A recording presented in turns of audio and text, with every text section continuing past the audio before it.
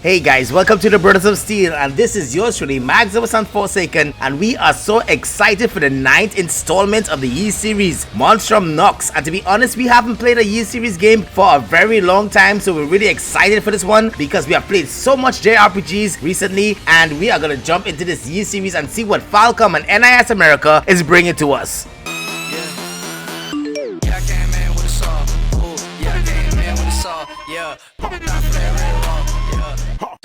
So on June 23rd, 2020, it was first announced that the Western edition of this game will be released on the PlayStation 4, Nintendo Switch, and Steam in 2021. And here we are. And of course, the game is published by NIS America. Fantastic stuff from this company. And in case you are new to this franchise, generally, Ys is an action JRPG single-player game. So like all the Ys games, we join back our old buddy Doogie and our favorite redhead Adol on a whole new adventure. This time the story begins in Balduq, a city annexed by the Roman Empire. So well, we all know about the Roman Empire if you played other games before. So they're no friend of Adol to the point where he gets detained and he gets in prison before he even sets foot into the city.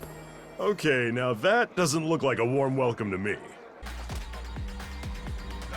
So I know what you're thinking, this is going to be really interesting. We're going to have a prison break on our hands right here, right now, you know? Well, he does do his own prison break in his own way, but not the way you think. Instead, he meets this mysterious woman who turns him into a monstrum, a being with supernatural gifts and power to exorcise monsters. Now that's interesting. So now this is your mission because you had no choice but to accept it. You must now ally yourself with your fellow monstrums to fend off fearsome threats emerging from the dimension called the Grimwall Nox, as well as unravel the mysteries behind the monstrum curse and find out what is causing all the unrest in Balduq. So that's it in a nutshell. So now that you have a good idea of the general story or the general starting story, I can finally give my personal opinion on the game, and the best way to start off is to look at the setting in the game. Well, let's just say the game is not an open world but an open town, meaning that the entire game is set in Balduq, and trust me, this is a really big town. So the objective of the game is to basically open up the town as much as you can by unlocking areas in the map in the story mode through conquering the Grimwall Nox hidden within the vortexes, which then unlock barriers which will allow you to proceed through the story and of course open up new areas in the town.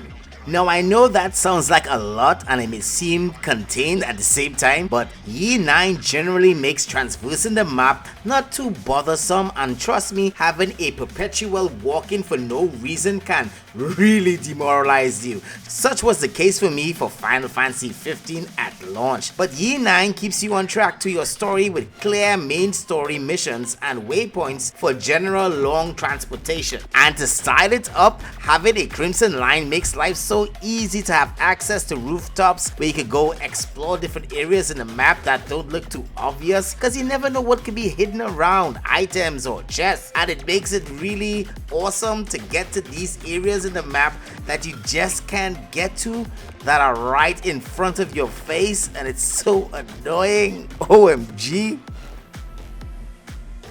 Now everything in Yi 9 is right there for the taking. The battle engagements are set within the city also, so there are no annoying random battles. Instead, you get to pick and choose your battles according to the color of the pillars which you will find within the city walls.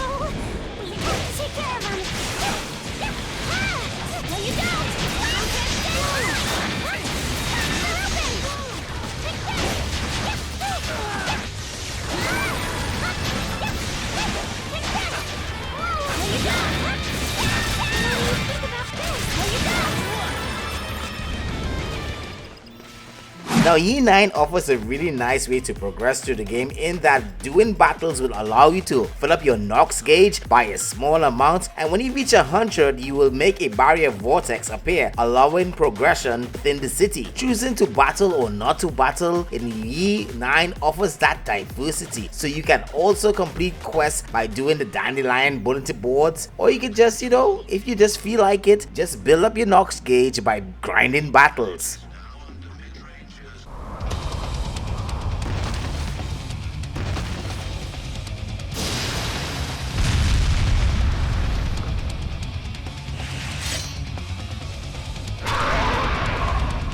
Now at first glance, it can be easy to underestimate the combat system of the game, and for that we must apologize and we must give credit where credit is due. The combat is fluid and nothing feels better than pulling off that flashy dodge and entering quick time to dish out some much needed damage to run through your opponents. Chaining combos is simple as mapping your preferred abilities to a button of your choice and then simply pressing R1 and the button to get the desired effect.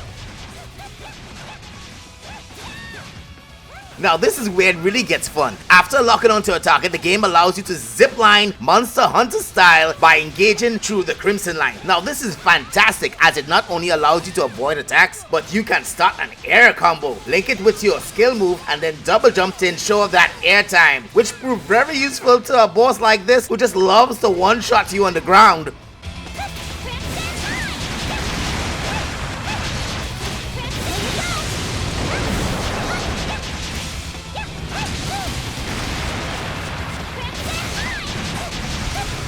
So with the new characters, you can switch between them, adding more diversity to enemy encounters. Now, your fellow monstrums can be set to autopilot, either in defense or attack, and according to the enemy type, because there are like 3 types of enemies within the game, be it armored, soft, or aerial, each new character can break the type according to their weakness. And what is really awesome in the game is that the characters will actually tell you which character has the advantage according to the enemy type. You take this, Adol? No, you don't!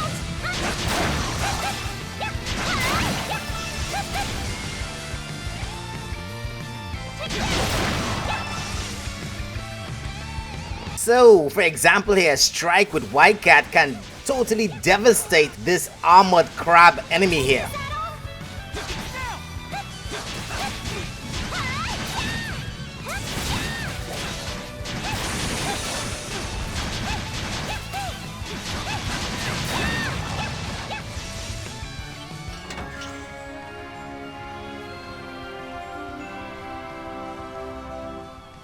Like, wait a second, didn't that just sound like Metroid there?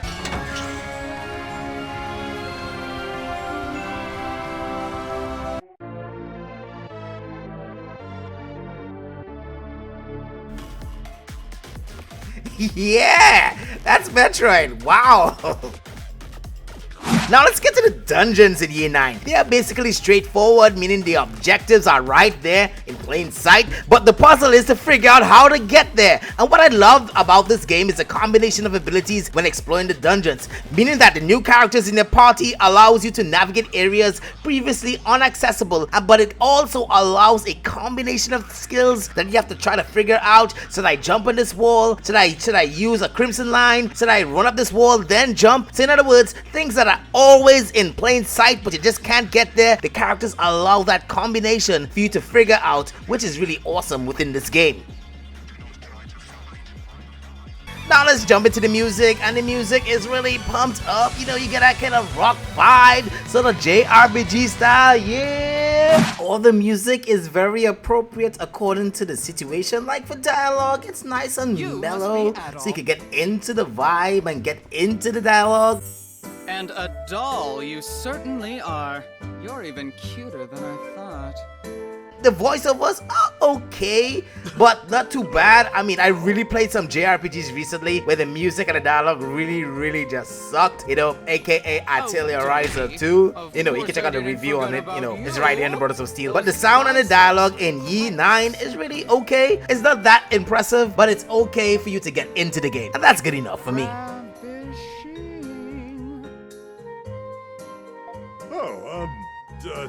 Thanks, I guess.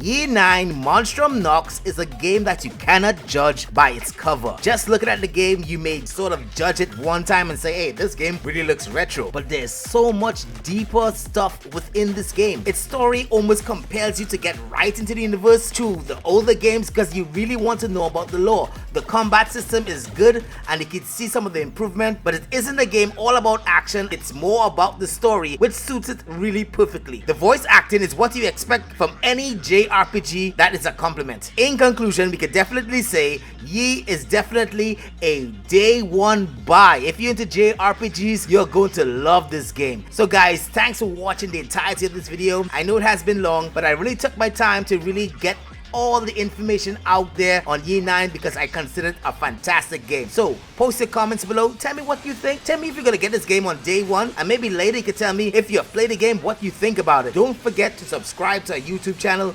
give us a like on our Facebook page, and as always, share up the love.